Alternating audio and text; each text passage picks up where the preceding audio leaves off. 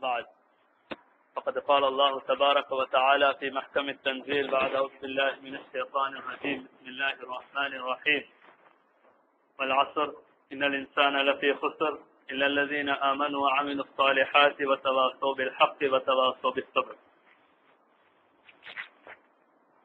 Before we start off with this lecture, so let's be grateful and thankful to Almighty Allah firstly.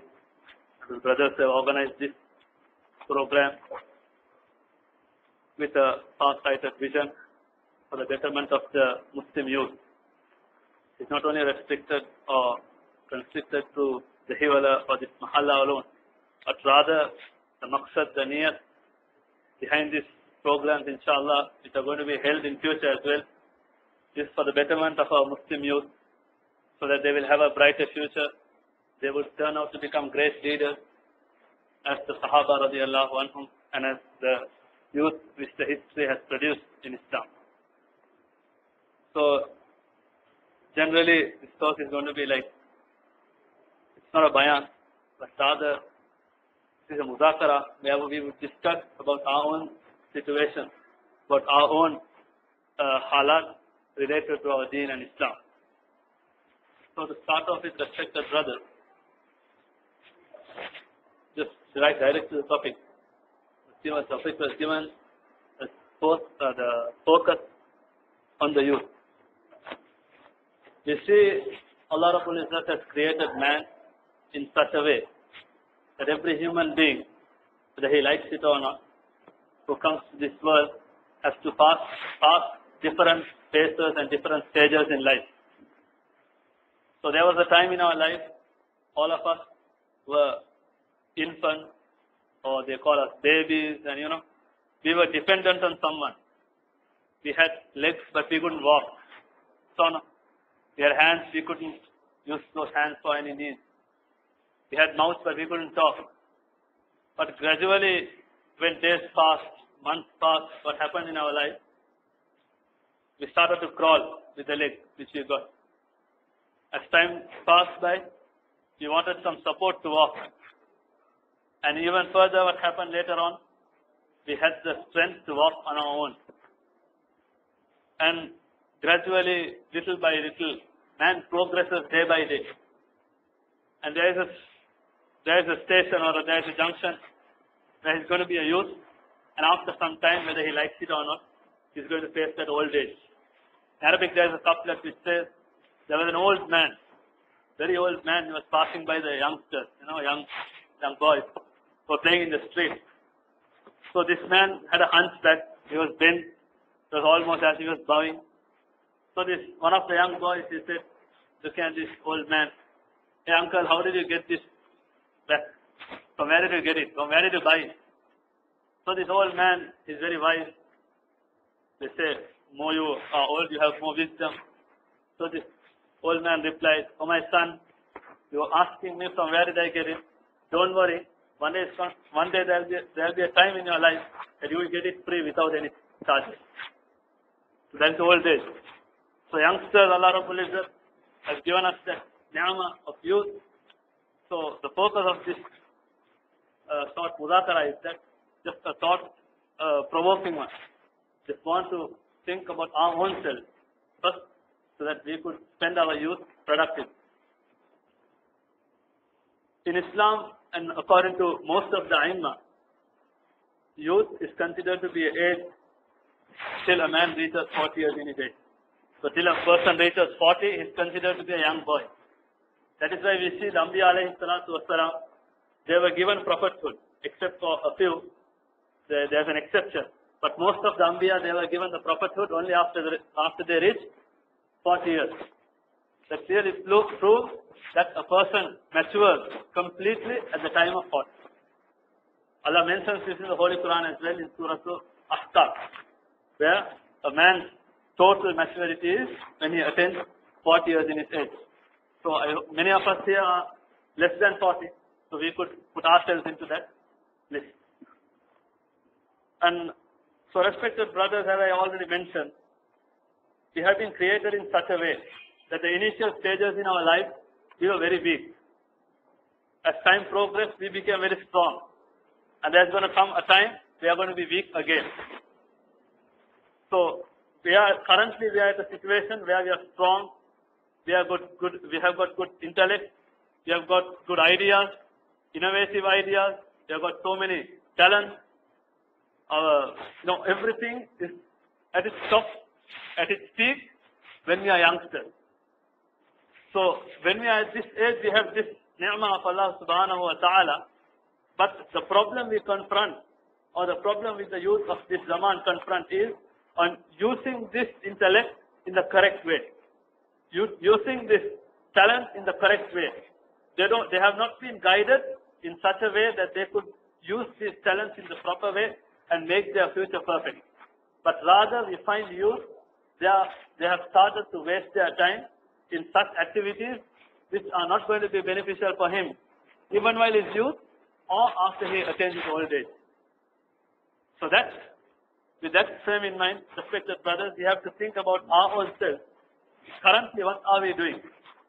So for that, as we all know, youth plays a very important role in the society, in the community. For an example, if we take the university students go out on a strike, or they start speaking against the rulers or whatever, they ask for their rights, immediately the government's attention is focused on them. Why is it? Because youth, they are the future leaders of the country.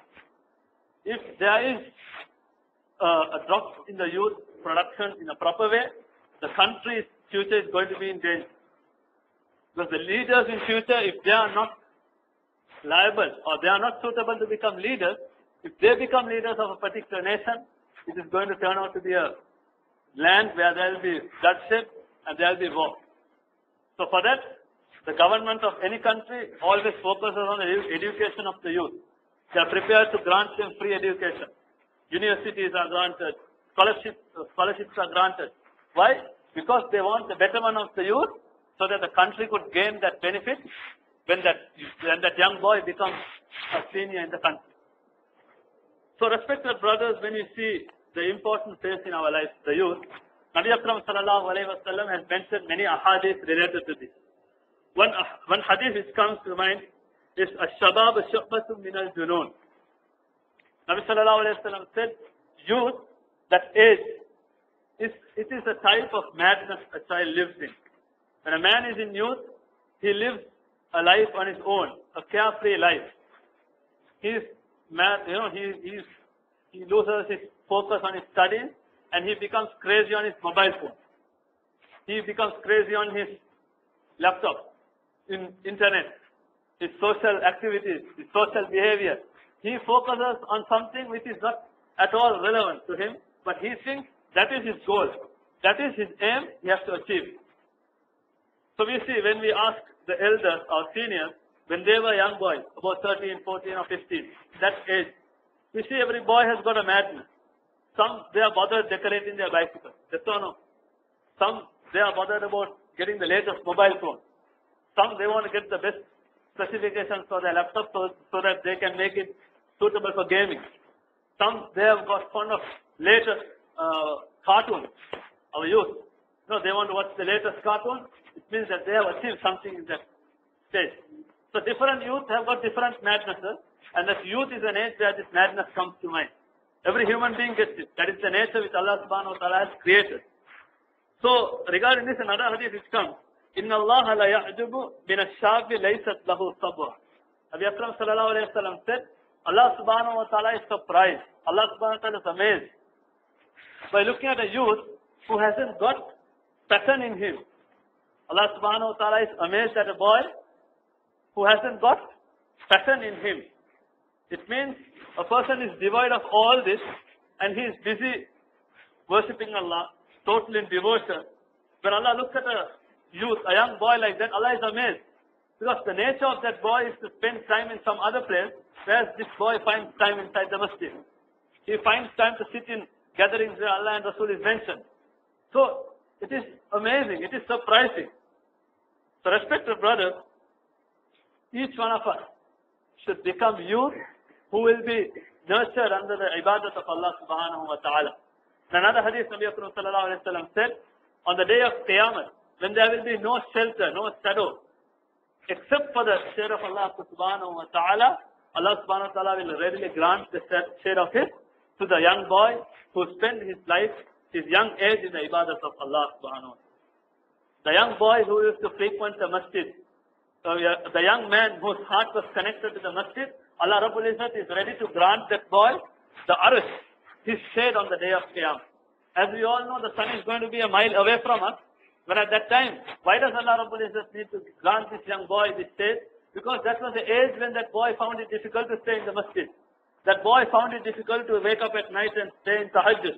That boy found it difficult to do zikr. But in spite of all that difficulty, he found the time to do it. So Rabbul Izzat readily grants that boy on the day of Qiyamah that honor and that victory. And respected brothers, when it comes to our zaman, when you look at our youth currently, what we understand is our youth, they start boasting about their parents, their grandparents and etc. They say, my forefathers, my grandfather, my father was so and so. He was a man who used to be such a pious man. He was in charge of the Masjid. He used to pray Fajr. He used to pray Tahajjud. While the son himself hasn't got any of it in his life. That is why an Arab poet says, لَيْسَ الْفَتَى مَنْ يَقُولُ كَانَ أَبِي وَجَدِّي. It is not a young boy who says that my father was so and so and so and so. But real youth is, إِنَّمَا الْفَتَى مَنْ يَقُولُ هَا أَنَا ذَا. The real youth, the original youth is the young boy who comes forward and says, I am prepared, you can use me for any task you want. This was the type of youth Nabi Akram sallallahu alayhi wa sallam developed in his zaman.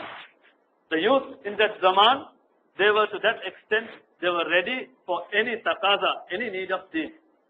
So respected brothers, let us go back to the history and see how the youth have contributed towards the good side. For the best example we can quote from the Anbiya alayhi salam is the example of Ibrahim alayhi salam. When Ibrahim alayhi salam, as we all know his story, when he broke those idols using an axe, and finally the people returned from the journey, and when they came to the village and they saw this bad sight, what did they say? They said, سَمِعْنَا فَتًى يُقَالُ لَهُ Ibrahim. We heard of a man whose name is Ibrahim, and that man is a young boy. The ulama mentioned that when Ibrahim alayhi salam did his action to those idols and he was wise enough to answer in such a way, he said, when they questioned him, were you the person who did it? But he replied, I am not the one who did it. The biggest one amongst them did it. Why don't you ask them? When Ibrahim alayhi salam gave this answer to these people, he was nearly only 16 years of his age. Look at the maturity Ibrahim alayhi salam had in him to give that answer and to plot and plan on such a situation in a correct manner. He was only 16. And when you take the story of Hazrat Yusuf alayhi salam, Rabbul Izzat Allah Jalla Jalaluhu mentioned the whole qissa, the whole story of Yusuf alayhi salam in Quran in order. If you take Surah Al-Yusuf, till the ayah number nearly 101 or 102, the whole story of Yusuf alayhi salam is mentioned in order. Why is it mentioned? Allah Rabbul Izzat wants to show the youth of this ummah that you become examples of Yusuf alayhi salam. It is not merely to read the story of Yusuf alayhi salam and we don't take heed of it, there is no use of it. But respected brothers, but rather when we read the Surah Al-Yusuf, we should think, what could be my situation when I was there? If I am called to haram, am I capable of protecting myself from haram? That question, if we are to post on ourselves, we could answer and judge whether I can become a Yusuf or something else in my future.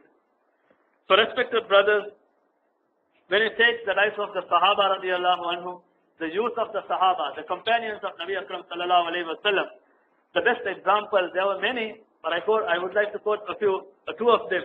One is Mus'ab ibn Umayr radiallahu anhu. Mus'ab ibn Umayr radiallahu anhu was a young boy. He was a boy who lived in luxury. It is mentioned that the clothes he used to wear, it would be valuable more than 700 to 800 dinars. I don't think in this zaman there is anybody wearing so much expensive clothes. But that young boy, when he embraced Islam, what did he do? He had to give up all that. He had to give up his mother, his parents, his family, and etc. All he gave up for the sake of deen. Ultimately, what did it turn out to become? He became the ambassador of Islam to Madinatul Munawwar. He was a young boy. He was less than 20 years of age. Nabi Akram sallallahu alayhi wa sallam sent Mus'ab radiallahu anhu to Medina to teach the people of Medina, the noble Islam. So we see that the youth, even at that zaman, had done a great contribution to Islam. Where do we stand, respected brothers? A young boy at the age of 20, if he was given the responsibility to convey the message of Islam to a certain city, what type of leadership qualities he would have had, what type of courage, what type of bravery, what type of skills he would have had, he would have possessed in his life to come to that level. And when this Mus'ab ibn Umair radiallahu anhu passed away in the battle of Uhud, he died as a martyr. It is mentioned Nabi Akram sallallahu alayhi wa sallam saw his janaza. When they covered his head, his feet was exposed. When they covered his feet, they saw the head was exposed. At that time, Nabi Akram sallallahu alayhi wa sallam said, لَقَدْ رَأَيْتُ مُصْعَبًا هَذَا وَمَا بِمَكَّةَ فَتًى عَنْأَمَ عِنْدَ أَبَوَيْهِ مِنْهُ ثُمَّ تَرَكَ ذَلِكَ كُلِّهِ حُبًّا لِلَّهِ وَرَسُولِهِ. Nabi sallallahu alayhi wa sallam said, I have seen this very same Mus'ab radiallahu anhu in the streets of Makkah. He used to be walking with pride, wearing the expensive clothes. But on this day I see him without a coffin for him. And this man was the best, who was affluent, who was the wealthiest of men in Makkah. And today in the day of Uhud, this man is deprived of a coffin. He died at his young age, respected brothers. But we see, when you read Hayatul Sahaba, we see Hazrat Amr ibn Jamuh radiallahu anhu embraced Islam because of this young boy, Mus'ab ibn Umair. There were so many people who embraced Islam because of the effort of this young boy. When he came back after 3 years of migration, after he was sent, after three years, he came back to Makkah with nearly 70 Muslims, because he was able to convey the message in the correct way. He was able to set up the environment in such a way that the people of Medina would welcome Nabi sallallahu alayhi wa sallam with Salah al-Badru alayna. He would prepare themselves. He made them prepare that all the people of Medina, they were prepared to take Nabi Akram sallallahu alayhi wa sallam to their home. That environment was started by this young boy, Mus'ab ibn Umair. And also when we see another example amongst the Sahaba was Hazrat Usama radiallahu anhu. Hazrat Usama radiallahu anhu was only 17 years of age. He was only 17 years. And what did he do? At that time, when Nabi Akram sallallahu alayhi wa sallam was about to die, a few months before his death, he appointed Hazrat Usama radiallahu anhu to fight. He was fight against the kuffar. He was asked to lead the whole army, and in that army, Hazrat Umar radiallahu anhu was in it. Hazrat Uthman radiallahu anhu was there. All these senior Sahaba were there. In spite of all that, even Khalid radiallahu anhu was there. But in spite of all that, Nabi Akram sallallahu alayhi wa sallam chose this 17-year-old young boy. Why was it? Because this Sahaba, Nabi Akram sallallahu alayhi wa sallam used them. Because he knew that the youth had the talent of achieving something if they plan and if they decide. The best example we could prove is, respected brothers. If we have an outing at school or college, or we want to go out with our friends, what do? First we go back to our parents and say, Dada, Mama, we have got this, plan. We have to go on a trip, 3-day trip. We need so much of money. But when the response from home is, no, you're not going to go, do we just leave it? Do we stop from there? No. We call our friends back and we go and say, hey man, things are changing here. I think you can proceed. So a friend of ours would say, wait, I will give you some ideas. You can try this out. It will same thing happen to me. So this boy, we see, mashallah, he's well off. He's driving a car, and we have got peer pressure. We don't have the freedom of deciding things. We want to become like him and like that. But we need to have our own policies, respected brothers. If we have that, along with whatever worldly things we have to gain, we can become doctors, mashallah. We can become whatever. We can hold any degree we want. We can become PhD holders. Whatever said and done, respected brothers. If it was done with a sole motive of a contribution to the community, a contribution to Islam, that's going to pay a very big price in the hereafter as well. So, if a young boy is unable to utilize his youth, his young age, ultimately what's going to happen is he is going to fall into fitna. Mashallah, the environment we live in our country, compared to many foreign lands, so far, good. But we don't know the years to come. We don't know what's going to come in future. But the environment we live is most of the time favorable for our iman. But that is only favorable when we are at home. But when we get back to school, when we get back to our institution, our college, and etc., we are unable to practice Islam. We haven't got that iman to portray the image of Islam. But respected brothers, when we take the Sahaba radiallahu anhum, when they were youth, they were ready to portray Islam even in front of the king, the Roman king, the Persian king. They had that courage, but we haven't got it because we weren't in that environment and we have not moved with such people. So therefore, we have to try our best to utilize our youth.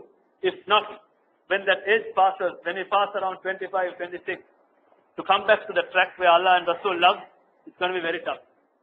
We have to find time in life, along with our classes, along with our whatever education we are following, whatever degree we are doing, whatever we do, along with that, we need to be connected to the Masjid. At least once a day, we have to visit the Masjid, to be linked. All our five-time namaz, we have to pray it on time. At least by that, we are able to protect ourselves from the fitna. Nabi Akram sallallahu alaihi wasallam said, a time will come when the Qiyamah is closer. There will be a time when a man would be, يُصْبِحُ الرَّجُلُ مُؤْمِنًا وَيُمْسِي كَافِرًا. During the morning session, that man will be a mu'min. But when the night comes, that man would become a kafir.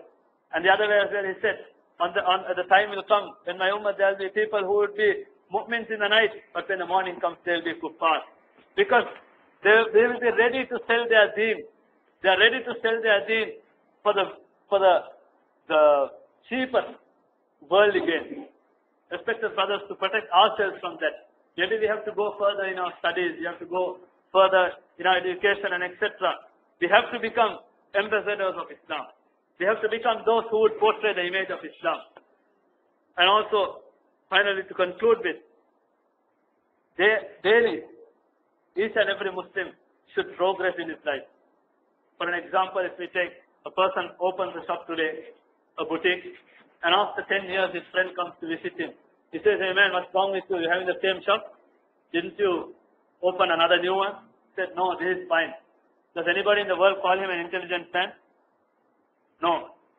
Normally, if a person opens a shop, we expect him to go for another one within a few months. But if he's still remaining at the same shop, he hasn't gained anything in his life. Respected brothers, likewise in our deen, we cannot stay in one place. We cannot be stagnant. We have to move forward in life. So for that, we have to plan ourselves. We have to meet those brothers who would help us to progress our life in our deen issues as well. But we see the most important factor in every human being's life is time. Time is the most important factor. Some would compare it with gold, but that is not true. Some would say time is precious than gold, but that's wrong. You cannot compare time with gold. If a person loses gold, he could gain it back again. But if a person loses time, he's not going to gain back again. If this whole world was turned into gold, he will not be able to bring that the seconds which he has missed in life. So the valuable time of this zaman, of our youth, is spent in many things. Online time stealers. Online time stealers. Facebook, YouTube, Twitter, so much of things are stealing our time without our knowledge. For an example, the other day I was speaking to a youth and he said he used to spend his time in his mobile. At times he used to get fed up of it and he just throw it away and just go and sleep. But he doesn't feel that his time is being stolen from him. When we are sitting in front of the computer, we don't feel it. We don't feel our time is passing by. Maybe from Asr to Maghrib, we sit by the computer. When namaz, the azan is called for namaz, he said, 3 hours passed, what did I do? 4 hours passed, what did I do? Okay, I'll pray Isha and Maghrib together. I'll pray Isha later on. He spends hours and hours and hours and hours in front of his computer, in front of his mobile. But respected brothers, there was a time, and I remember, when I was schooling, when we used to plan cricket matches in our class, what we used to do was, we used to send a boy to the ground at around 6 o'clock in the morning to get the, pitch, get the place, we did play cricket. So what these boys used to do, they used to go early and get the place, and we used to go later on. But what has happened today, even when we pass by the same ground on Sundays, at 7:30, we find enough space to play. Where are the young boys? All of them are busy with their mobile phones. They are busy with the laptops, their computers. Nobody is ready to improve themselves. Nobody wants to develop their skills. You know, a friend comes and says, you know, when I played cricket, I played 400 runs. And he says, oh, how did you play? No, the cricket game. Said, okay. So why don't you come every Saturday to play with us in the ground? No, I can't do that. I am good at playing in the computer, but not in real life. So this is the halat of our young boys today. So daily, respected brothers, there are many things to be discussed. So this is just a muzakara. But when it comes to a life of a young boy in this zaman, it is really a sad sight to see. To see a boy without a mobile phone today, who hasn't got his headphones on, he's walking decently down the road. It's a very tough, it's a very hard sight to see. He's wearing decent clothes. He's walking on his own. When we see a boy like that, he seems to be strange to us, because majority of the young boys look the other way. The time is going to come, if a boy hasn't got a headset on him, he's like an outcast. This guy doesn't know to live. So a boy wears a long sleeve, a shirt, he's an, outcast. He doesn't know the size of the zaman. So a boy has a beard, no, he doesn't know to move with society. They have come to that level, respected brothers. But we don't know. The environment has changed everything. We are forced to become like that. And we see that is the truth.